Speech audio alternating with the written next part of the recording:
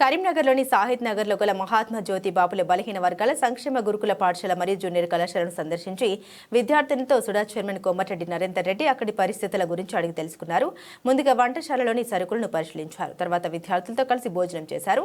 ఈ సందర్భంగా నరేందర్ రెడ్డి మాట్లాడారు. కాంగ్రెస్ ప్రభుత్వం వచ్చిన తర్వాత మెస్ ఛార్జీలు పెంచడం వల్ల పౌష్టిక ఆహారం అందించగలుగుతున్నామని, గతంలో ఇటువంటి పరిస్థితి ఉండేది కాదని నరేందర్ రెడ్డి పేర్కొన్నారు.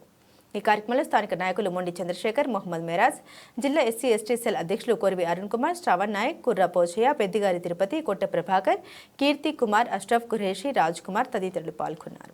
నగరంలోని Mahatma Jyotiba Phule BC welfare residential school మరియు జూనియర్ కాలేజ్ సంబంధించి ప్రభుత్వము గత కొద్ది కాలంగా మెస్ ఛార్జీలు, అదేవిధంగా కాస్మెటిక్స్ ఛార్జీలు అన్ని పెంచిన సందర్భంలో పిల్లలకు నాణ్యమైనటువంటి పౌష్టికాహారం అందుతుందా, ఏ విధంగా ఉంది అని తెలుసుకుంటూ వారితో కలిసి భోజనం చేయాలనేటువంటి ఉద్దేశంతో ఈరోజు ఇక్కడికి రావడం జరిగింది.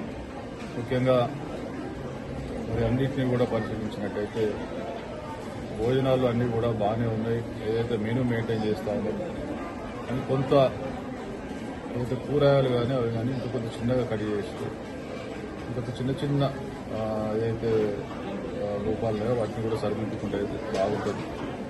పిల్లలు కూడా అడిగినప్పుడు అన్నీ బాగానే ఉన్నాయి, మెనూ ప్రకారం మాకు ఇస్తూ ఉన్నారని చెప్తా ఉన్నారు.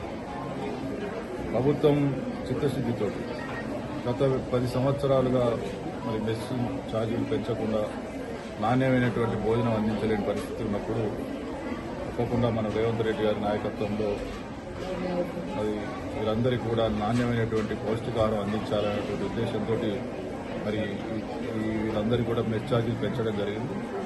ముఖ్యంగా వీళ్ళు ఏదైతే ఫ్యాకల్టీ వీళ్ళంతా ఉన్నారో, టీచర్లు కానీ ప్రిన్సిపాల్ వీళ్ళంతా మెనూను పకడ్బందీగా మెయింటైన్ చేసుకుంటూ మరి వాళ్ళ పిల్లలకు సరిపోయే విధంగా వాళ్ళకు రుచికరంగా వడ్డించాలి, రుచికరంగా వంట చేయాలి అని చెప్పడం జరిగింది. చిన్న చిన్న ఏదైతే కొంత ఇబ్బందులు ఉన్నాయో వాటన్నింటినీ కూడా రెక్టిఫై చేసుకోమని చెప్పడం జరిగింది. పిల్లలు కూడా ఎటువంటి కాంప్లైంట్ అయితే ఇవ్వలేదు.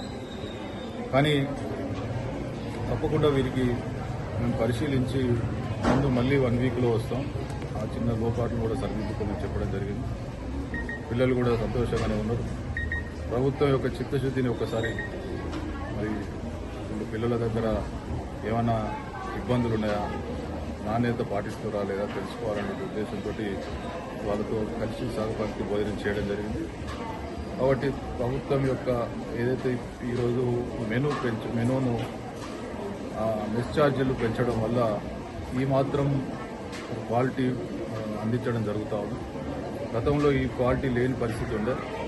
కాబట్టి ప్రభుత్వాన్ని తప్పకుండా అభినందిస్తూ ఏదైతే వంట మనుషులు కానీ వీళ్ళంతా కూడా ఇంకా కూడా మరి టేస్టీగా అందించమని, వీరందరికీ మన ఇంటి పిల్లలుగా కుటుంబ సభ్యులుగా చూసుకోమని, తప్పకుండా వీరి యొక్క హాస్టల్లో ఉన్నటువంటి పిల్లలందరూ కూడా ఇటువంటి ఇబ్బందులు కలగకుండా చూసుకోమని మరి సూచన చేయడం జరిగింది. తప్పకుండా మేము ఈ నగరంతో పాటు మా ప్రాంతంలో ఉన్నటువంటి అన్ని ప్రాంతాలను కూడా చెప్తా ఉన్నాం. ఏదో ఒక సందర్భంలో వచ్చి మేము వీటితో సహపంక్తి భోజనం చేస్తాం.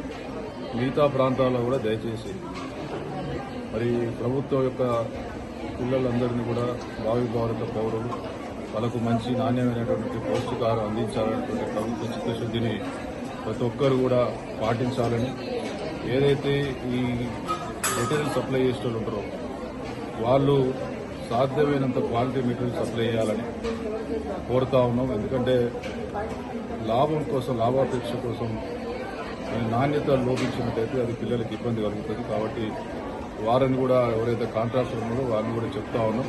ప్రభుత్వం సరిపోయేంత డబ్బు ఈరోజు ఇస్తా ఉన్నాం.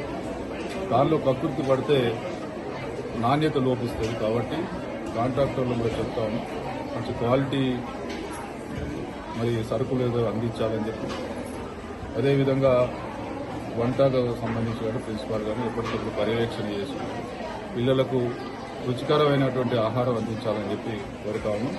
ఇప్పటివరకైతే అన్ని హాస్టల్లో మంచిగా జరుగుతూ ఉంది. కాబట్టి ఎక్కడైనా ఇబ్బంది కలుగుతుందా తెలుసుకోవడం కోసం రావడం జరిగింది. చిన్న చిన్న లోపాలు సరిదిద్దుకోమని చెప్పి మరొకసారి కోరుతున్నాను.